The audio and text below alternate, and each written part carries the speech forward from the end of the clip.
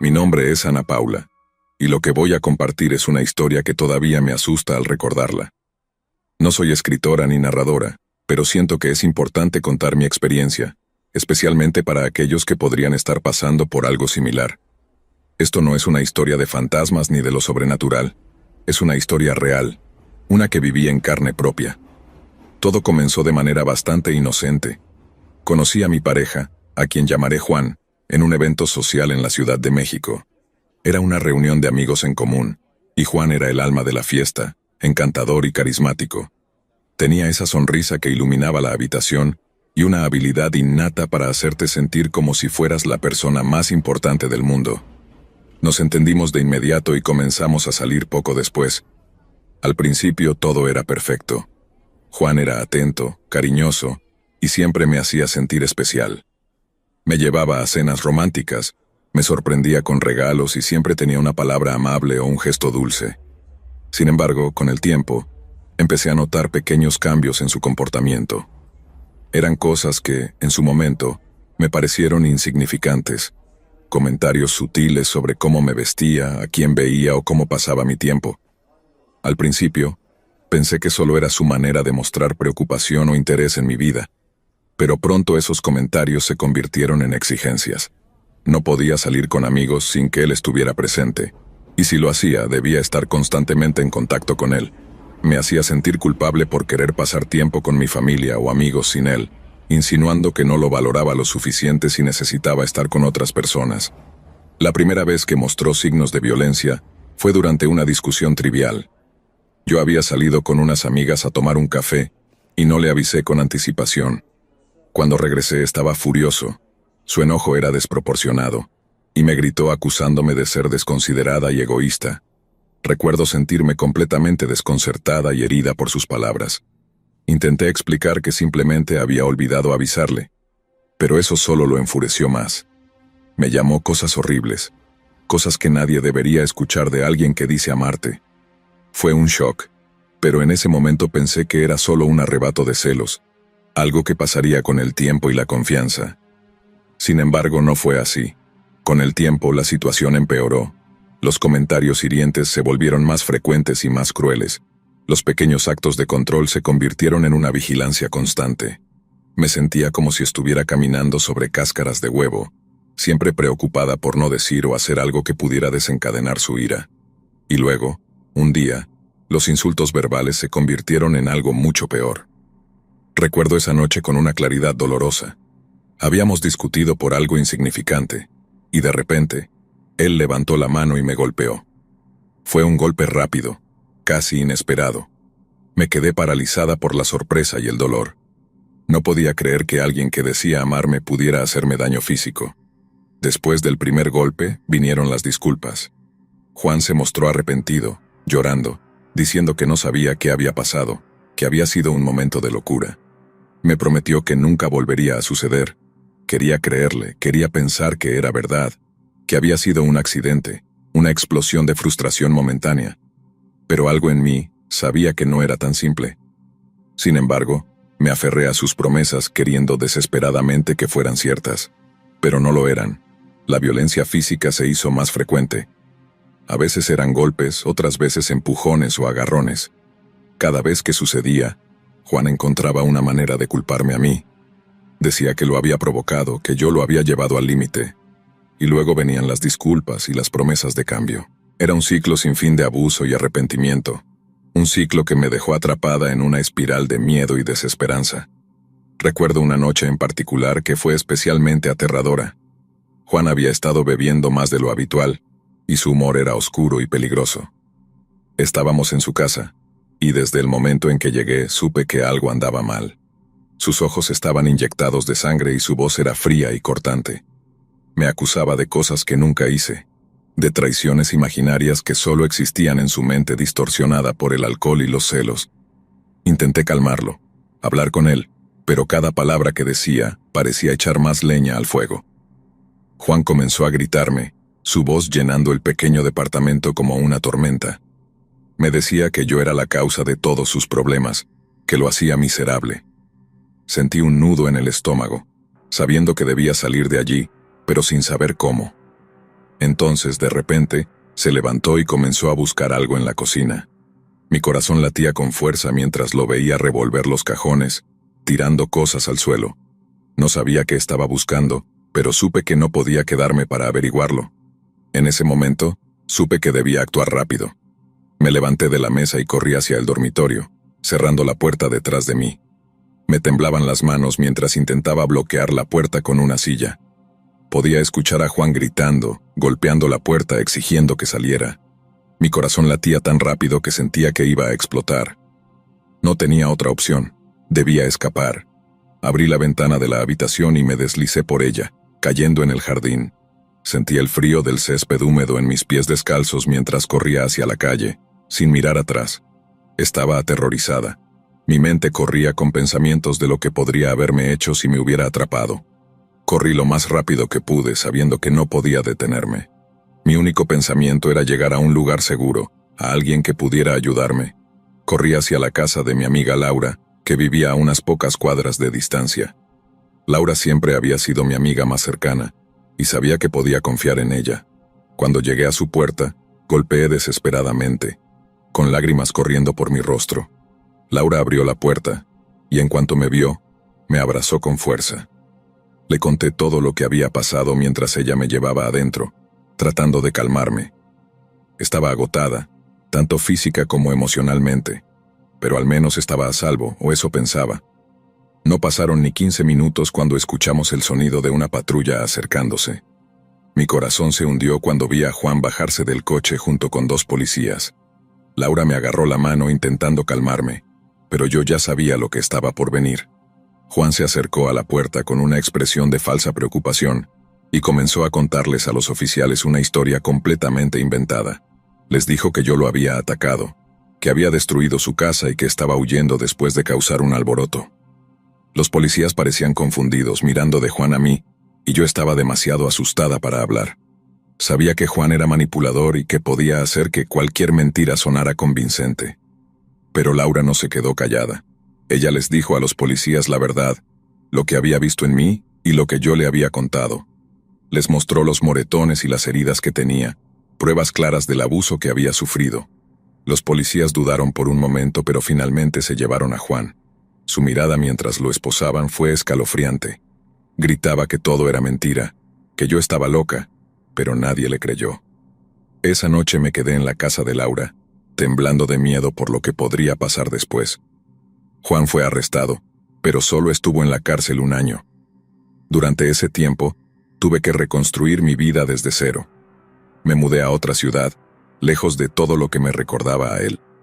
Cambié mi número de teléfono y mi apariencia, todo para asegurarme de que nunca me encontrara. No le dije a nadie a dónde me iba, excepto a Laura, quien siempre fue mi roca durante ese tiempo oscuro.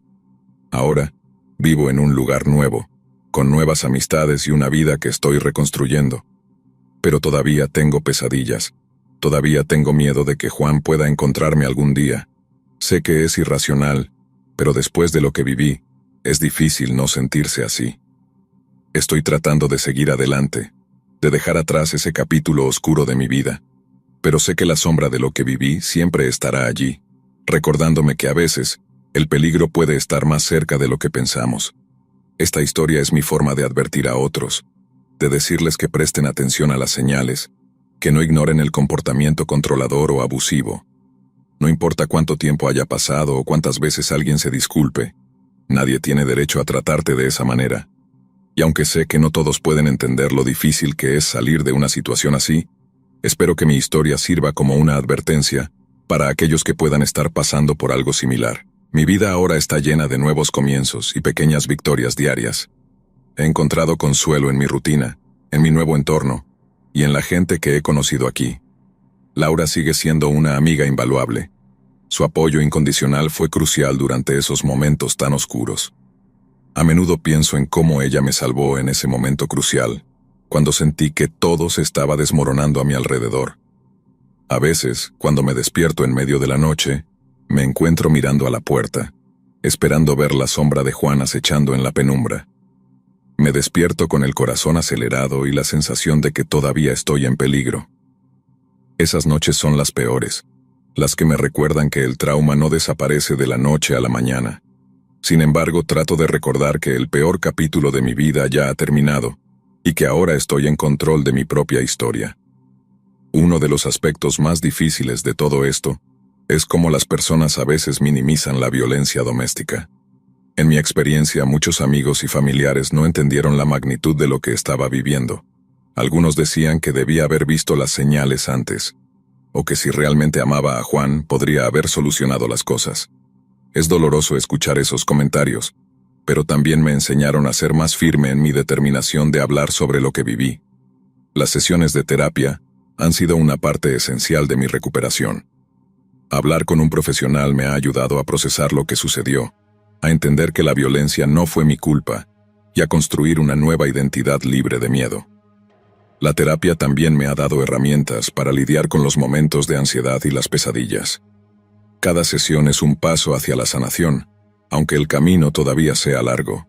El recuerdo de aquella noche sigue siendo vívido.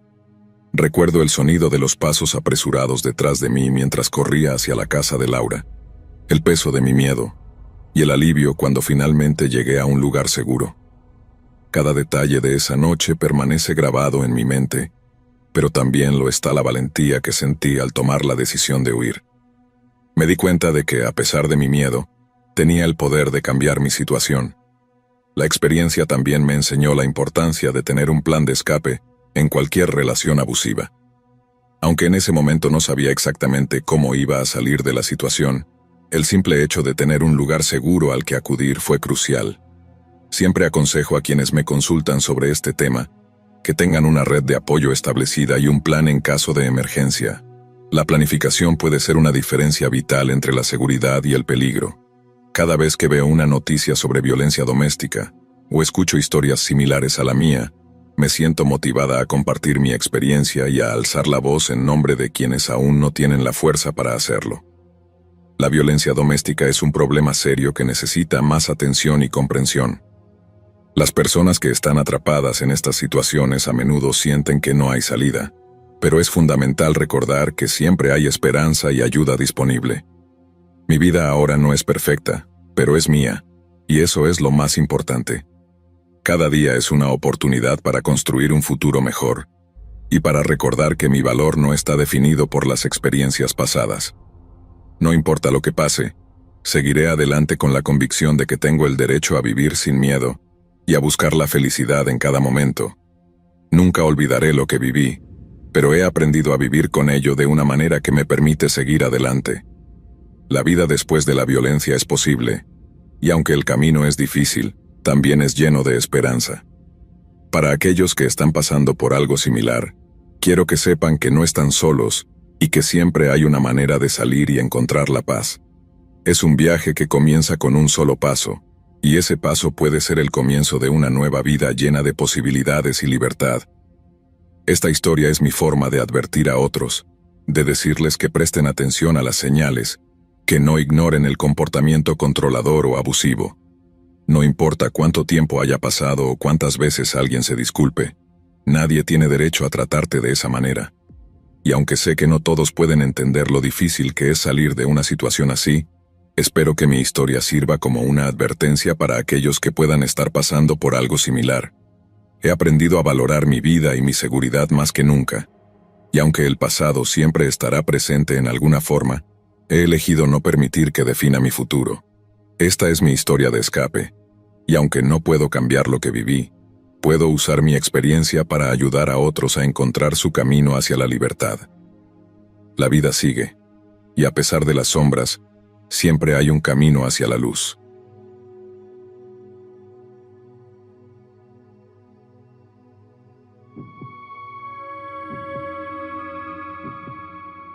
Mi nombre es Sheila, y les escribo desde Delhi, en la India. He estado viendo sus videos y escuchando su podcast durante mucho tiempo, en parte como una forma de mejorar un poco mi español coloquial, pero solo recientemente me he sentido capaz de contribuir. Verán, tengo mi propia historia de miedo para compartir, una que detalla un evento que vi con mis propios ojos.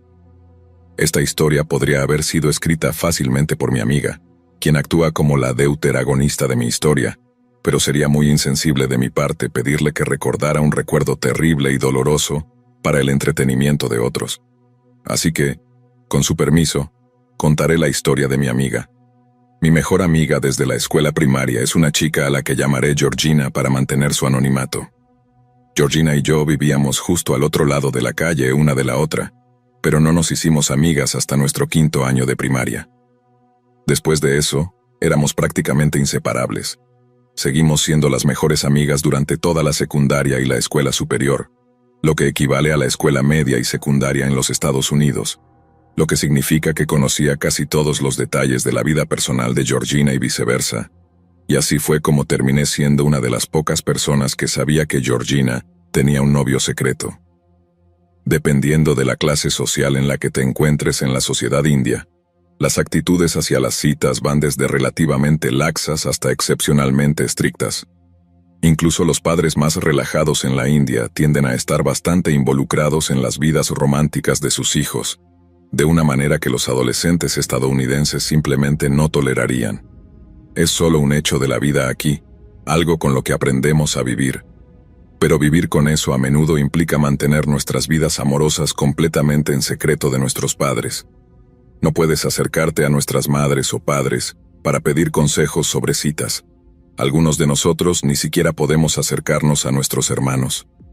No tenemos a nadie a quien recurrir excepto a nuestros amigos más cercanos, que a menudo no tienen mucha experiencia para ofrecer consejos. Y eso a menudo lleva a malos juicios y malas decisiones cuando se trata de posibles parejas. Así que, en el último año de la escuela superior, Georgina había estado saliendo con este chico de vez en cuando, pero nunca se había comprometido del todo a tener una relación de novios.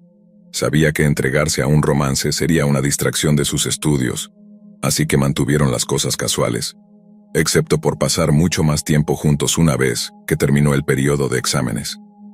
Pero luego, cuando llegó el verano y Georgina realmente comenzó a pasar tiempo con este chico, descubrió que no era ni de cerca tan encantador y caballeroso como lo había sido mientras solo estaban enviándose mensajes y viéndose en secreto. Ambos esperaban verse mucho más, pero el novio de Georgina esperaba mucho más también, cosas para las que Georgina no estaba del todo lista. Él insistió, pero ella se negó, y después de tener un desacuerdo particularmente intenso sobre el tema, Georgina decidió que había terminado con él. Le dijo por mensaje de texto y él no lo tomó nada bien. Georgina me dijo que había llamado a su proveedor de telefonía para bloquear su número, pero luego él comenzó a llamarla y enviarle mensajes desde los teléfonos de sus amigos. Se negaba a dejarla en paz, simplemente no podía hacer nada abiertamente por el problema que causaría entre sus dos familias. Ella me confió todo esto en ese momento, y solo recuerdo sentirme terriblemente apenada por ella. Había estado tan emocionada por este chico y mentiría si dijera que no había sentido un poquito de envidia cada vez que hablaba de él.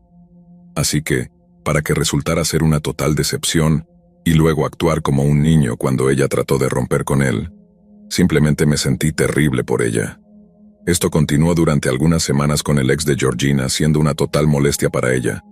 Y luego, un día, simplemente se dio por vencido. Dejó de intentar llamarla, dejó de enviarle mensajes, y cuando cesó todas las formas de contacto durante 3 días completos, Georgina y yo empezamos a creer que finalmente había seguido adelante.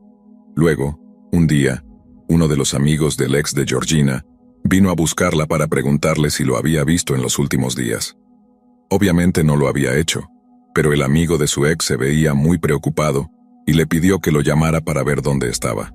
Georgina en realidad lo consideró antes de darse cuenta de que probablemente era solo otro truco.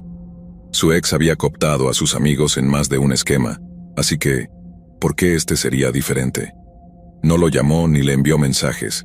No era su responsabilidad y aunque él hubiera huido y estuviera haciendo algo estúpido no era su problema. Sé que suena duro, pero el chantaje emocional es una forma de abuso muy poco discutida, y ocurre entre todo tipo de personas, no solo parejas o exparejas. En este caso dije lo mismo. Incluso si él está escondido en algún lugar bebiendo hasta caer en un estupor y enfocándose en quitarse la vida, ella no puede intervenir. De lo contrario, aprenderá que todo lo que tiene que hacer para llamar su atención es volver a alguna espiral autodestructiva y aterrorizar a todos para que cumplan sus deseos. Sé que eso suena muy profundo para dos adolescentes de 17 años en su primera relación, pero es tan cierto para los adolescentes como lo es para los ancianos. La edad no es un factor.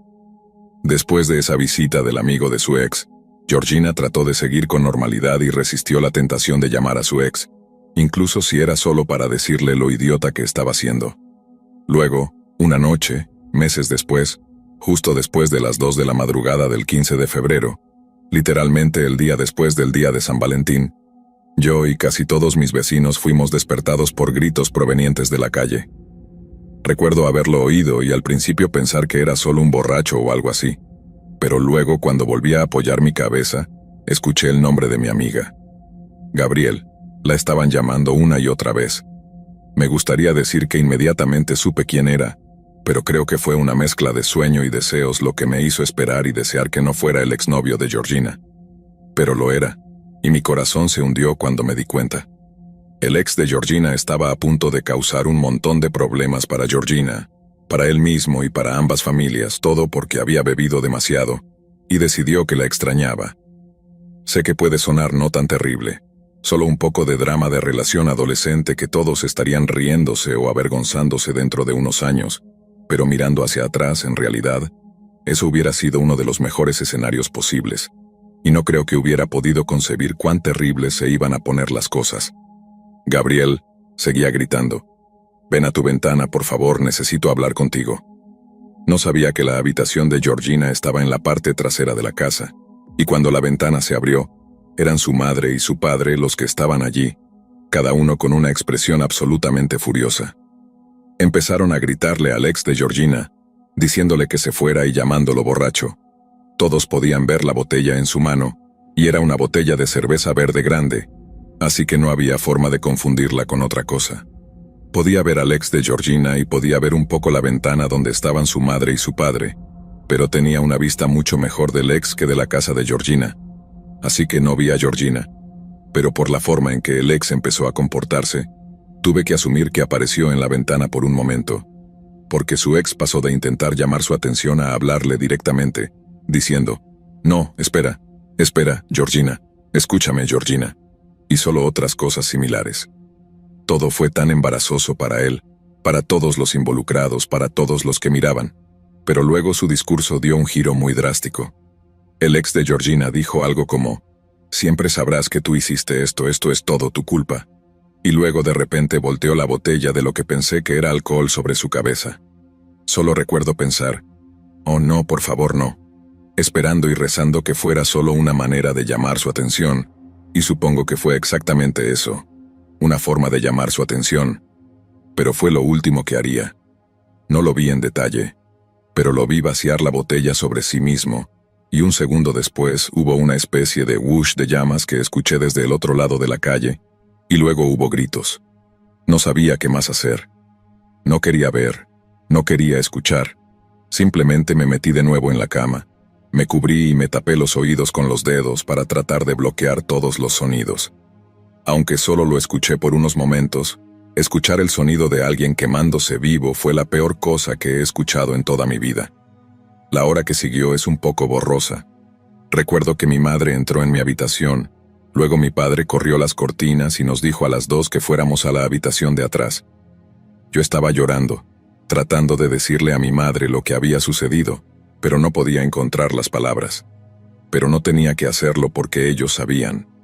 Habían visto la antorcha humana afuera retorciéndose en la calle en llamas. El ex de Georgina falleció más tarde debido a estas lesiones autoinfligidas, y todos los que escucharon los gritos permanecieron atormentados por ellos durante mucho tiempo. Georgina misma no volvió a salir con alguien hasta que tuvo más de 20 años, y no la culpo por tomarse tanto tiempo para volver a ponerse de pie, por así decirlo. Ese chico la había traumatizado y la estaba persiguiendo, no en el sentido tradicional de espíritus errantes con asuntos pendientes, sino en el sentido más verdadero de que veía su cuerpo en llamas y escuchaba sus gritos cada vez que cerraba los ojos por la noche, y así se mantuvo durante muchos años.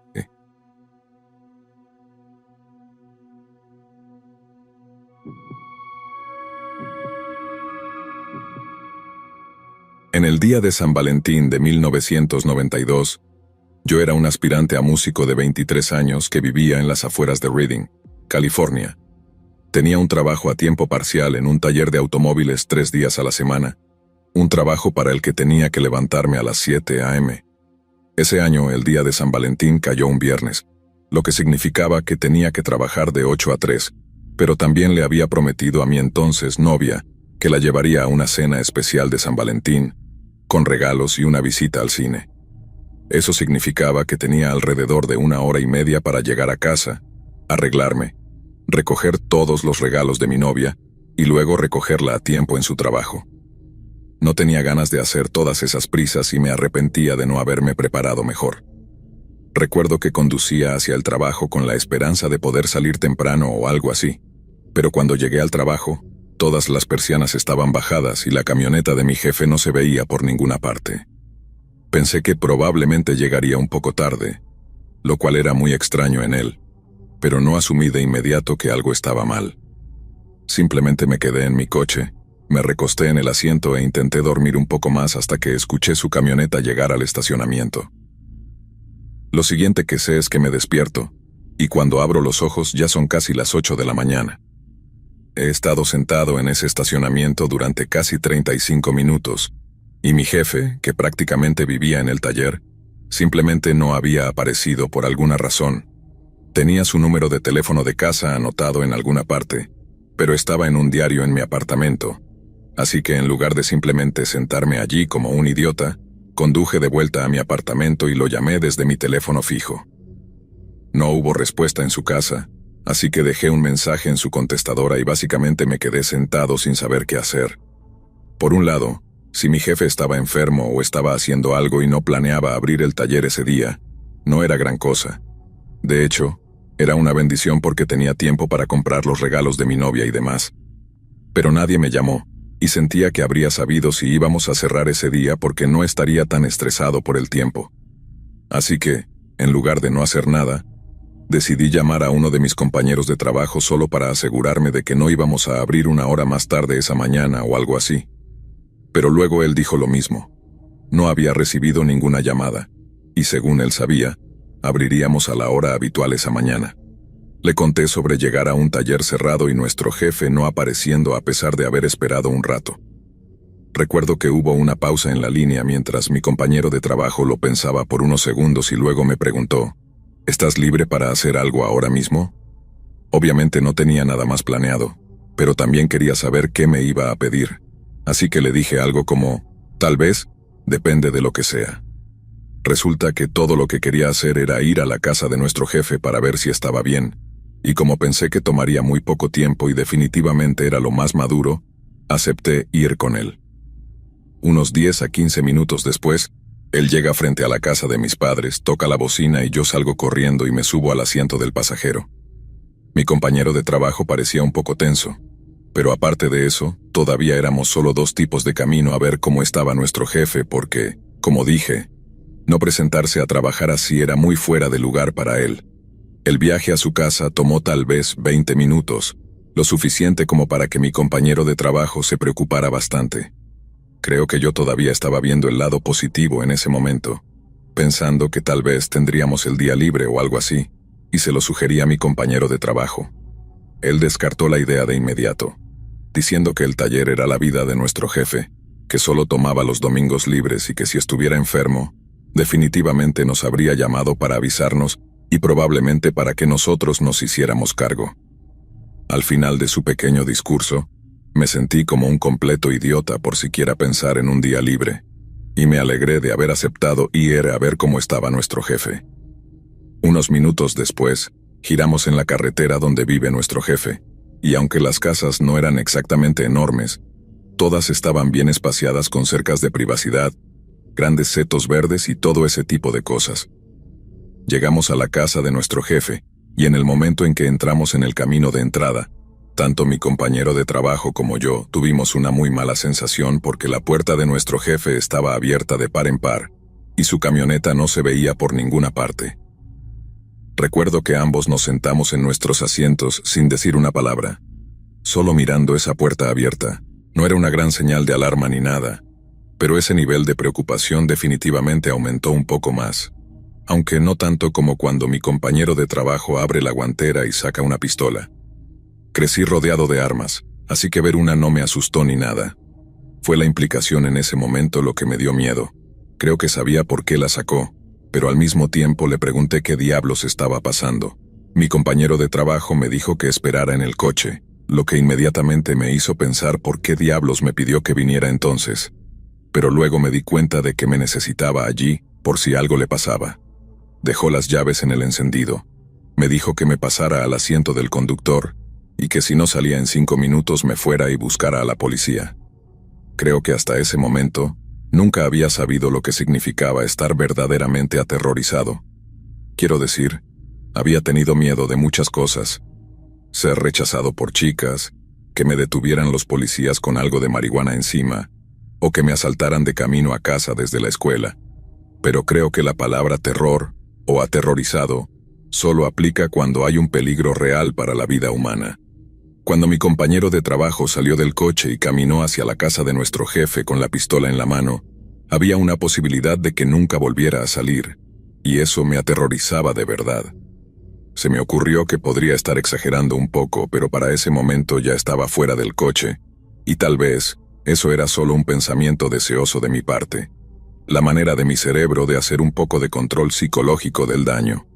Pero de cualquier manera lo vi entrar en la casa con la pistola en la mano sin saber qué diablos iba a pasar. Unos minutos después, mi compañero de trabajo salió de la casa y solo dio unos pasos fuera del porche antes de doblarse y comenzar a vomitar. Y fue entonces cuando supe en ese momento que nuestro jefe estaba muerto, o al menos que había algún tipo de cadáver allí.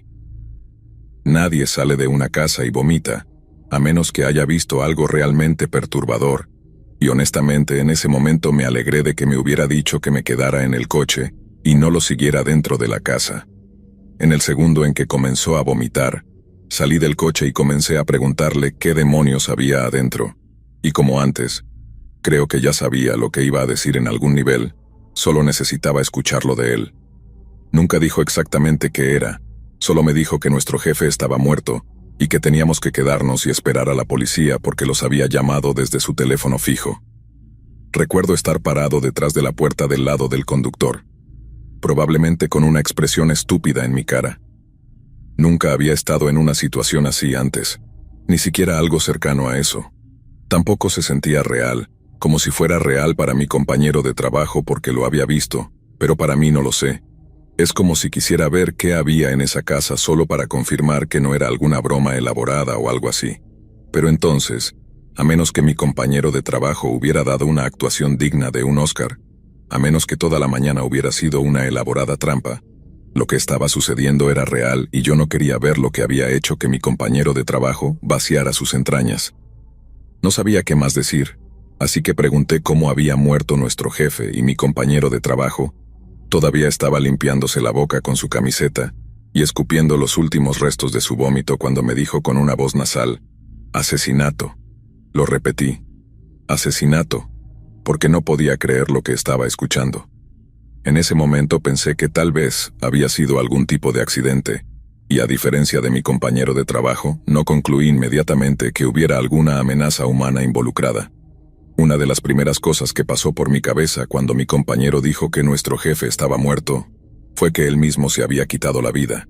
Podría haberse volado la cabeza con una escopeta, lo cual definitivamente me habría hecho vomitar si hubiera sido yo quien viera la escena.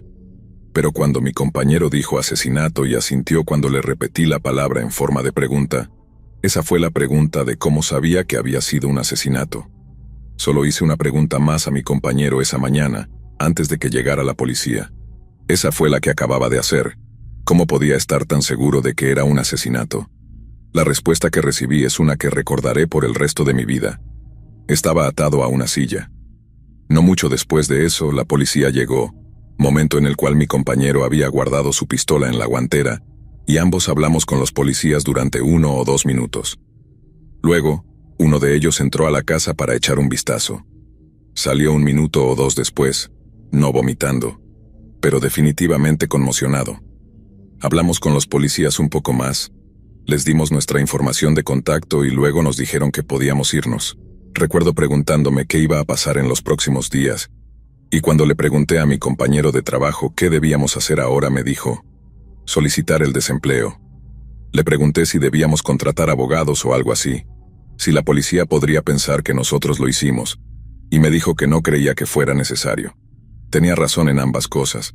La policía solo se puso en contacto con nosotros una vez más, y el taller tardó años en encontrar un comprador para poder reabrir. Pero para mí, eso era solo cosas pequeñas.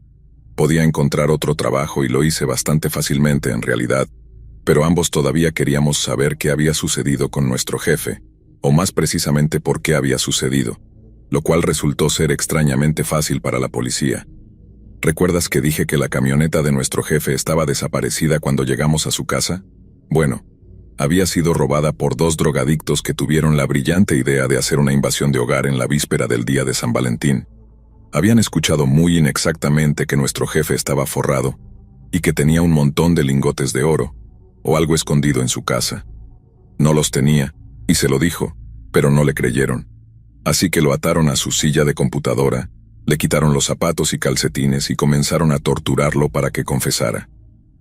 Obviamente no tenía nada escondido, y aparentemente, incluso les ofreció llevarlos a un cajero automático para que al menos dejaran de quemarle los pies con encendedores y cigarrillos encendidos. Pero no. Querían los lingotes de oro inexistentes, o bonos, o lo que sea que estuvieran buscando, así que siguieron subiendo por sus piernas hasta que llegaron a sus partes íntimas. Escuché en algún lugar que todavía lo estaban torturando cuando su corazón simplemente se rindió y dejó de latir, pero aún así no querían irse con las manos vacías. Así que estos 2 animales tomaron las llaves de su camioneta y condujeron tratando de venderla en Reading. Ni siquiera condujeron hasta la siguiente ciudad para despistar a la policía. Así que unas horas después de que hablamos con la policía, una patrulla estaba deteniendo la camioneta de mi jefe y arrestando a las 2 basuras humanas que estaban en ella. La mitad femenina de la pareja luego le dijo a la policía que la única razón por la que buscaban ese gran botín era para poder comprarse regalos de San Valentín mutuamente. Para mí, ese es el único aspecto verdaderamente extraño de todo esto. Una vez que las personas que lo mataron fueron arrestadas, le contaron todo a la policía hasta los detalles más tontos como ese. Escuché que eso es como una cosa con estos adictos a la metanfetamina, que son propensos a contar todo a la policía y cosas así, mientras que otros usuarios de drogas pueden mantenerse callados y esquivar los cargos. No sé cuán cierto sea, pero parecía haber aplicado en su caso. Pero también he oído que la policía les ofrecerá drogas de desintoxicación a los adictos a la metanfetamina y la heroína, diciéndoles que sus abstinencias en la cárcel no serán tan malas si solo dan un poco de información.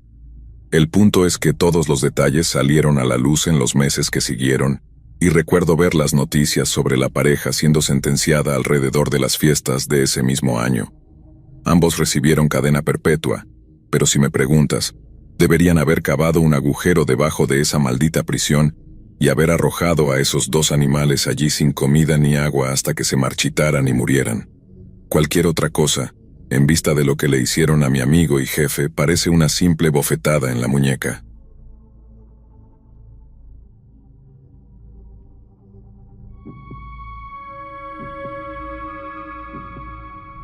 Me llamo Brian.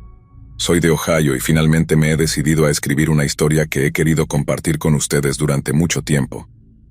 A finales de 2021 y principios de 2022, empecé a salir con la chica que luego se convertiría en mi prometida. Creo que un episodio importante en nuestra línea de tiempo de citas fue alrededor del día de San Valentín de 2022. Solo habíamos estado hablando durante unos 4 meses en ese momento, así que no era una gran ocasión para nosotros ni nada por el estilo, pero también constituía una gran oportunidad para enamorarla un poco. Ambos teníamos trabajo el lunes 14, lo que no dejaba mucho espacio para cenas románticas, así que hicimos planes para cenar el sábado 12 por la noche para poder aprovechar al máximo la ocasión. No mencioné nada sobre el día de San Valentín, aunque estoy seguro de que la implicación era clara, pero lo que tampoco mencioné fue que estaba planeando reservar una mesa en un restaurante de alta cocina extremadamente elegante. Luego salí y compré un montón de sus bocadillos favoritos, básicamente cualquier cosa que hubiera mencionado que le gustaba durante nuestros intercambios de mensajes. Pensé que un montón de pequeños regalos discretos como esos demostrarían que era un buen oyente, lo cual, aunque es un cliché en las citas, sigue siendo súper importante en una relación. De todos modos, hice todos los arreglos bajo el pretexto de que nuestro destino era una sorpresa. Y cuando llegó el sábado en cuestión, ella tenía la impresión de que íbamos al restaurante italiano al que habíamos ido 1 o 2 veces antes. De repente la sorprendí y la llevé a nuestro verdadero destino, que era el restaurante de alta cocina donde había reservado un menú de degustación. Nunca había estado en un lugar así antes, así que estaba súper emocionado de probar toda la comida elegante que había en el menú de degustación.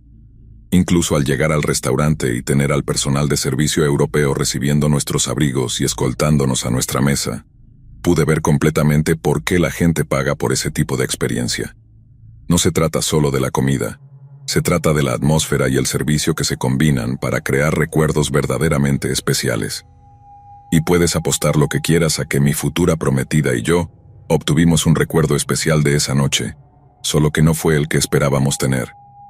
Creo que estábamos en nuestro cuarto plato de 18, pasando un buen rato, cuando el maître sentó a otra pareja en la mesa de al lado.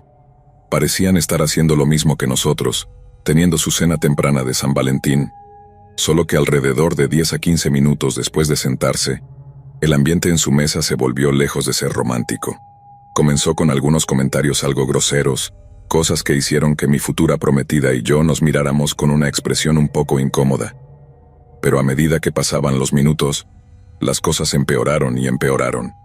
Al principio mantenían el volumen bajo, pero las cosas se volvieron bastante viciosas muy rápidamente, hasta el punto en que uno de los camareros se acercó para intentar calmar la situación. Eso funcionó por 1 minuto. Luego el chico le dijo algo en voz baja a la chica y ella salió furiosa del restaurante. Para ese momento, casi todos en el restaurante estaban conscientes de la tensión en la habitación o estaban viendo activamente cómo se desarrollaba todo de reojo. Había visto muchas escenas en público, pero nunca nada en un lugar tan elegante, así que aunque me molestaba un poco que estuvieran arruinando nuestra experiencia, mi futura prometida no parecía tan decepcionada. No es que lo disfrutara estrictamente, simplemente trataba de ver el lado positivo, y me hizo sonreír cuando susurró: «Cena y un espectáculo, ¿realmente me estás tratando esta noche?». Creo que ese fue uno de esos momentos en los que supe que ella era la indicada, cuando supo lo molesto que estaría si pensara que unos completos idiotas habían arruinado nuestra noche especial y eligió tomarlo a la ligera como si no fuera nada. Estaba tan decepcionada como yo, solo que sabía cuánto significaría para mí si no lo mostrara. De todos modos, después de que la chica salió furiosa del restaurante, el chico se quedó sentado por 1 minuto o 2 y luego siguió a su chica afuera. Pensamos que eso era el final del espectáculo, pero no. Unos minutos después, la pareja volvió a entrar al comedor acompañados por el maître, y luego se volvieron a sentar. Fue casi cómico ver a todos en el comedor tratando de contener su decepción al ver a estos extraños regresar, pero recuerdo que realmente esperaba que resolvieran lo que fuera que estaban peleando. Estaba saliendo en serio por primera vez en mi vida, buscando activamente a alguien con quien sentar cabeza, así que ver esa discordia marital que temía desarrollarse justo delante de mí me dio una sensación totalmente diferente.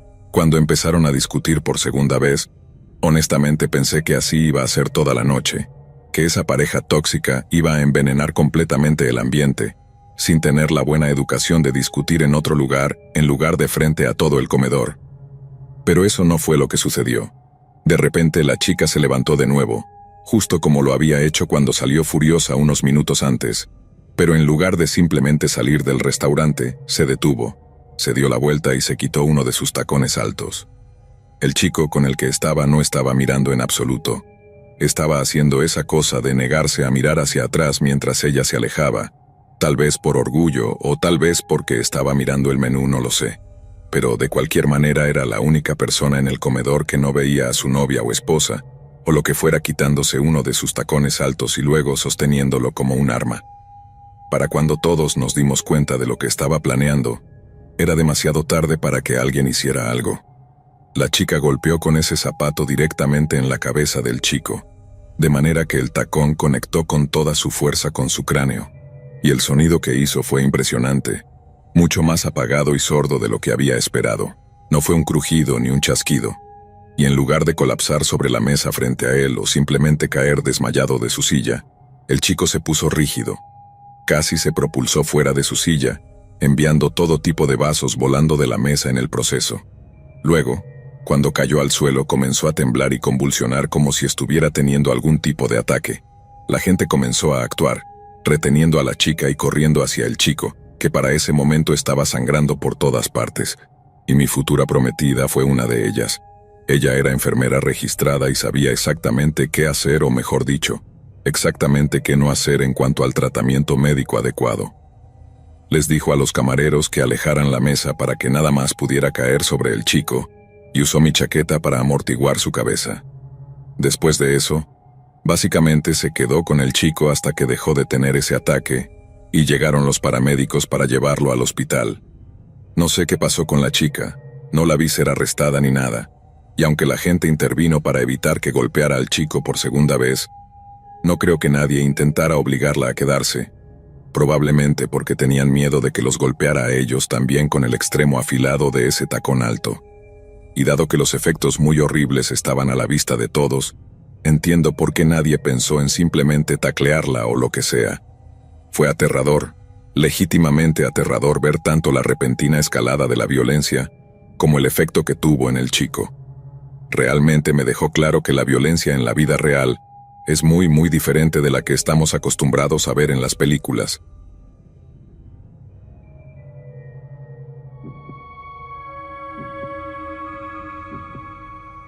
Hace unos años conocí a un chico en Tinder que realmente me gustaba, y finalmente salimos en algunas citas.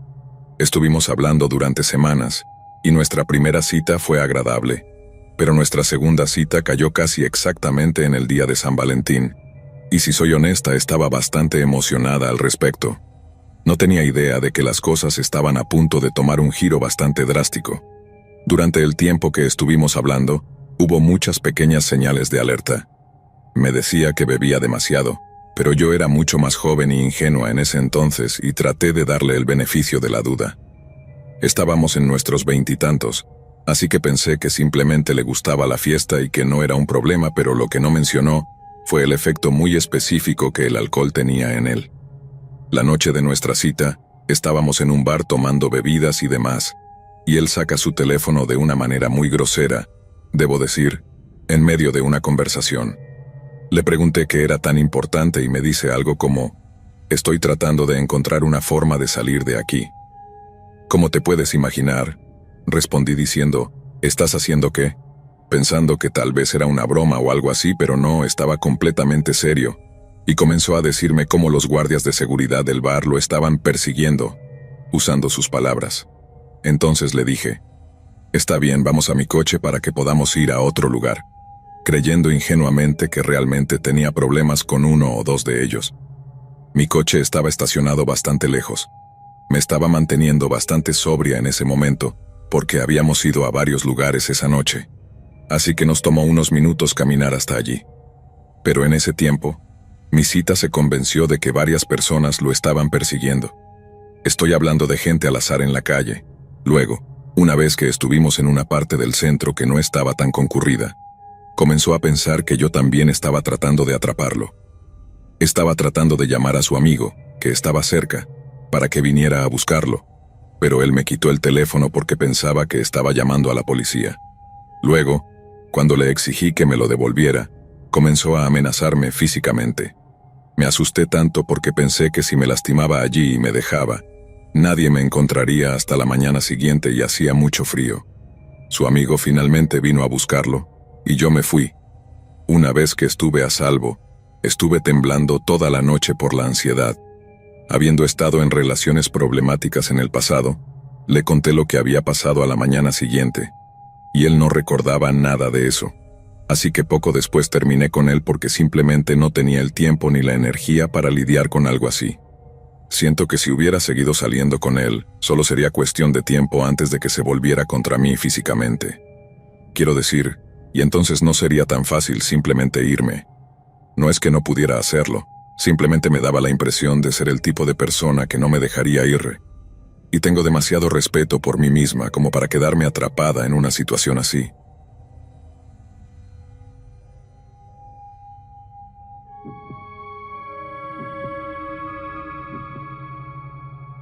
En aquella época, cuando yo tenía unos 20 años y aún era dolorosamente ingenua, acepté una invitación para una cita de San Valentín en el cine con un chico que conocí en Tinder. Al principio él parecía realmente agradable, pero cuando llegamos al cine y se apagaron las luces, empezó a intentar meter su mano bajo mi falda. Durante casi toda la película siguió intentándolo, y yo tenía que decirle que no una y otra vez. No fue para nada agresivo, pero seguía insistiendo como un maldito niño o algo así.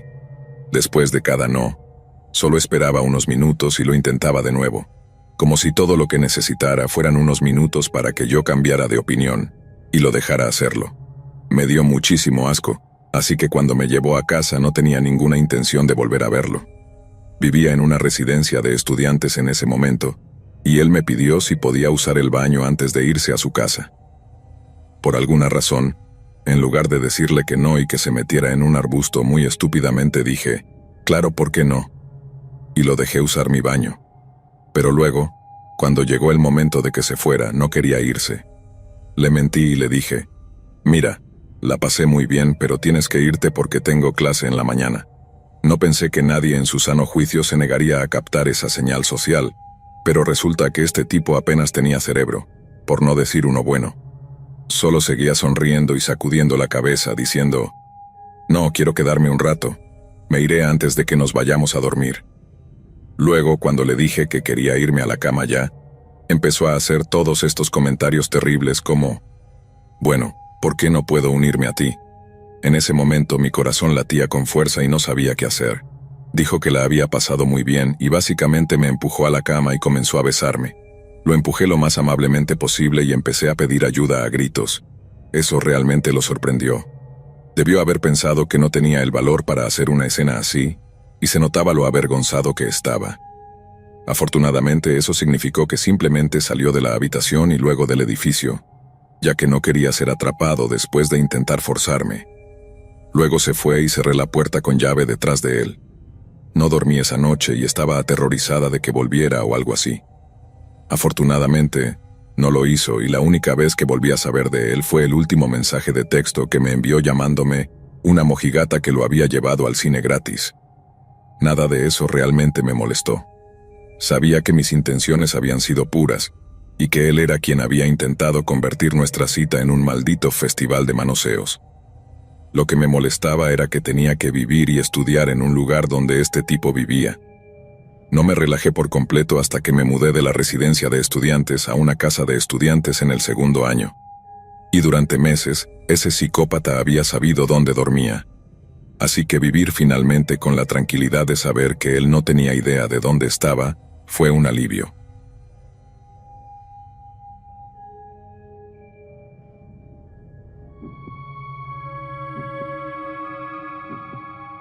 Desde los 18 hasta los 36 años estuve en una relación comprometida, pero en resumen, terminamos divorciándonos y me vi arrojada al muy desagradable mundo de las citas en línea.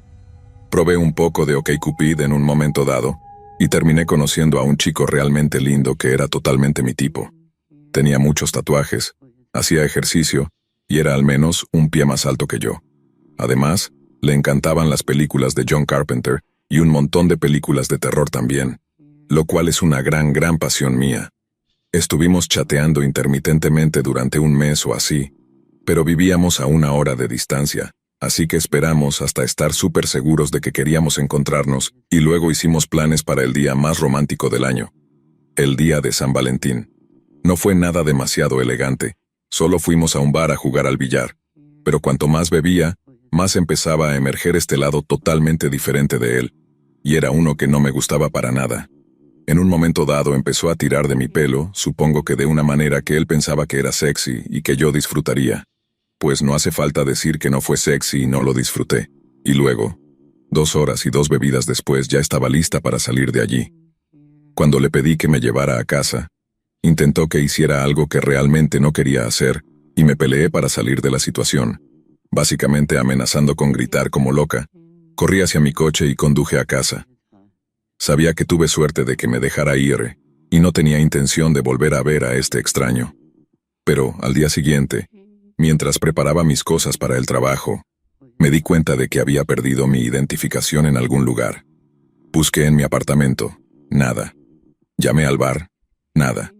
Entonces, poco a poco, me di cuenta de que el tipo con el que había estado la noche anterior era quien tenía mi identificación, ya sea porque se había caído accidentalmente de mi bolso durante la pelea, o porque él la había tomado deliberadamente por la razón que fuera. Pero cuando lo llamé, él afirmó que no la tenía, aunque sí tenía una lección para darme sobre cómo soy una engañadora y por eso estoy soltera. Porque solo llevo a los chicos de paseo. Solo quería mi identificación, pero él negaba tenerla. Así que me rendí y decidí sacar otra. Mi identificación perdida apareció en mi buzón una semana después en un sobre simple que no había sido enviado por correo. La idea de que él había estado afuera de mi casa sin que yo lo supiera realmente me asustó.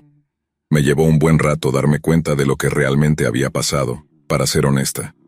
Fui a casa, y no le conté a nadie hasta unos días después, y entonces mi amiga me dijo, «Espera, ¿así que intentó hacerte qué?»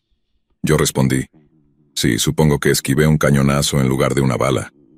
Y luego, el día después de la cita en la que tuve que contactarlo sobre la identificación, era una época en la que los $35 para reemplazarla realmente me importaban. Así que lo llamé y él estaba absolutamente convencido de que yo lo había agraviado de alguna manera al no acostarme con él en el estacionamiento de un bar de mala muerte. Dijo que al menos podría haberlo complacido.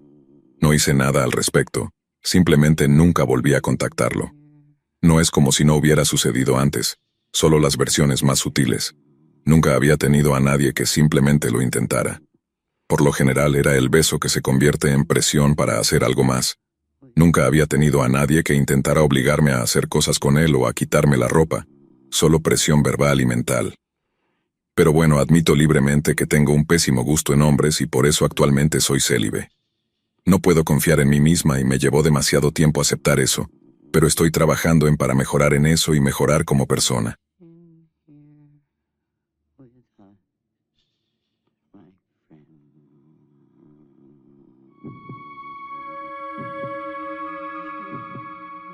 En el día de San Valentín de 1982, un patrullero estatal de Arizona caminaba por el costado de la autopista interestatal 40.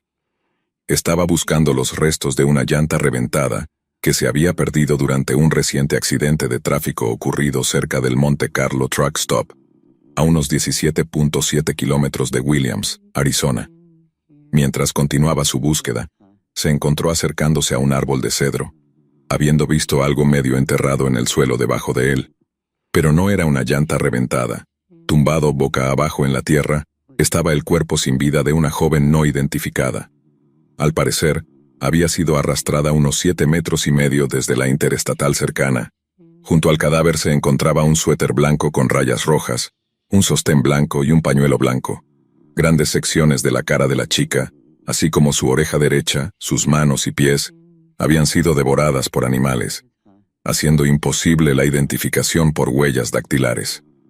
Los forenses determinaron más tarde que la chica había estado muerta alrededor de 2 semanas antes de ser descubierta, y que la causa de la muerte probablemente fue asfixia, ya que su hueso hioides no estaba roto, y no había otras indicaciones significativas de trauma físico. Dado que era imposible identificarla, y en vista de la fecha en que se descubrió su cadáver, las autoridades apodaron a la chica Valentine Sally en lugar del usual Jane Doe, en un esfuerzo por identificar a su víctima sin nombre. Los oficiales de policía recorrieron el área circundante con la esperanza de obtener pistas. Un testigo afirmó haber dado un aventón a Valentine Sally después de verla haciendo autostop cerca de Cordes Junction, que está a 1 hora de distancia de Flagstaff, Arizona. El testigo afirmó que el viaje del autostopista había comenzado en Phoenix Valley y que trabajaba como lavaplatos en un restaurante allí. También afirmó tener una familia en el estado de Nueva Jersey y que tenía la intención de viajar allí debido a problemas en su vida familiar. Su plan era llegar hasta el Little America Truck Stop en Flagstaff, donde haría autostop más hacia el este con cualquier camionero que se dirigiera en esa dirección. Días después, una mujer llamada Patty Wilkins contactó a las fuerzas del orden afirmando que había visto a Valentine Sally el 4 de febrero cuando llegó al truck stop de su familia, en compañía de un hombre mucho mayor. Este truck stop, el Monte Carlo, era el mismo en cuya vecindad se encontró el cuerpo de Valentine Sally solo 10 días después. Patty afirmó haber encontrado la situación profundamente sospechosa y se acercó a la chica para preguntarle si necesitaba ayuda. La chica se negó y parecía más que feliz de permanecer en compañía del camionero, pero se quejaba de un dolor de muelas muy severo. Patty entonces aplicó algo de aspirina triturada en el diente de la chica, una sustancia que más tarde se encontró en una cavidad dental de Valentine Sally. A Patty Wilkins luego le mostraron fotos de la ropa encontrada en la escena del crimen, y todas coincidían con las que llevaba la misteriosa autostopista el día que visitó el Monte Carlo. 3 años después, Valentine Sally fue identificada erróneamente como Melody Eugenia Cutlip, quien desapareció de East Chata, Florida, en 1980. Un dentista forense comparó las marcas dentales entre las dos mujeres y anunció que había encontrado una coincidencia.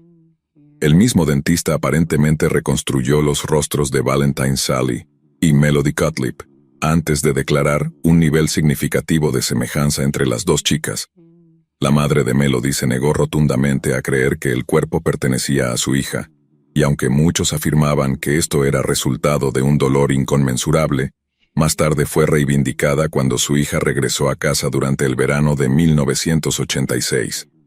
Además de sus intentos de identificar a Valentine Sally, las autoridades trabajaron incansablemente para identificar al camionero con el que había sido vista solo unas horas antes de su muerte.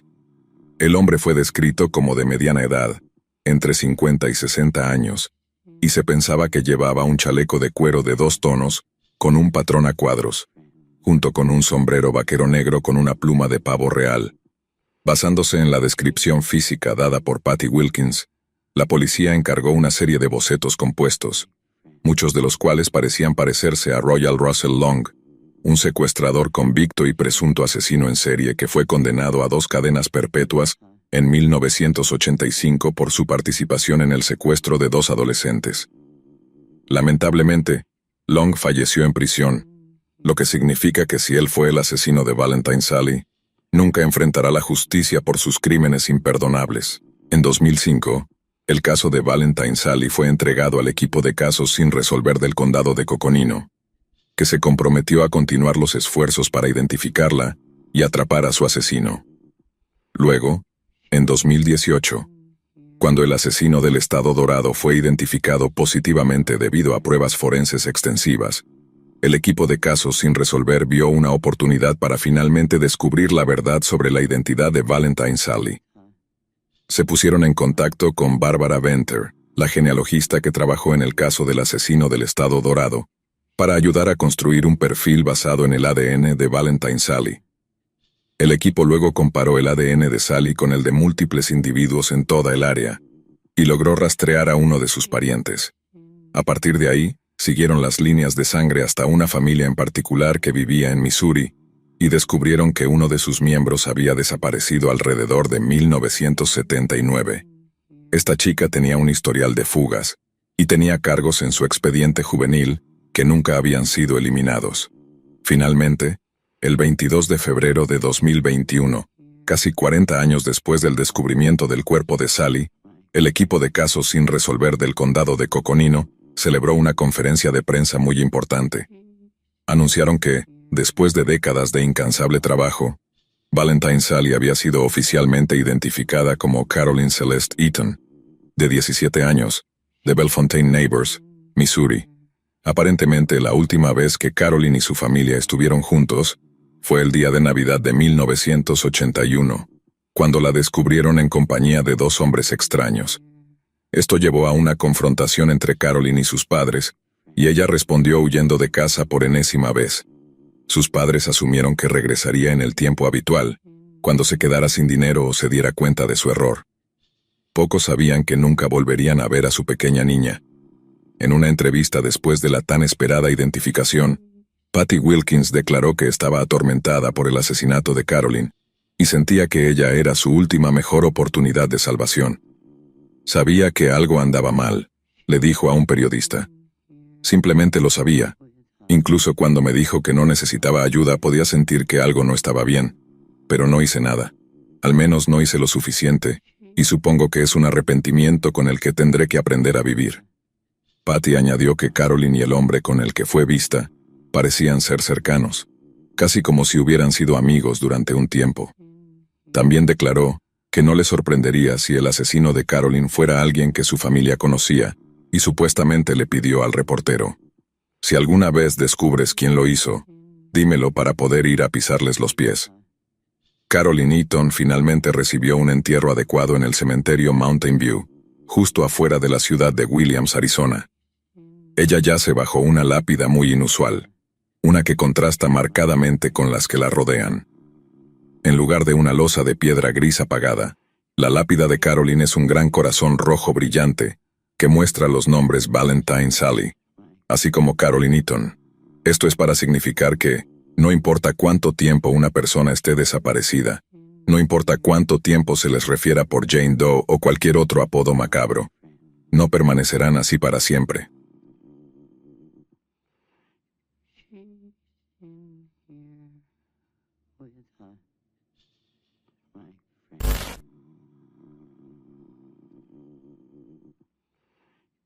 She's in here with us, my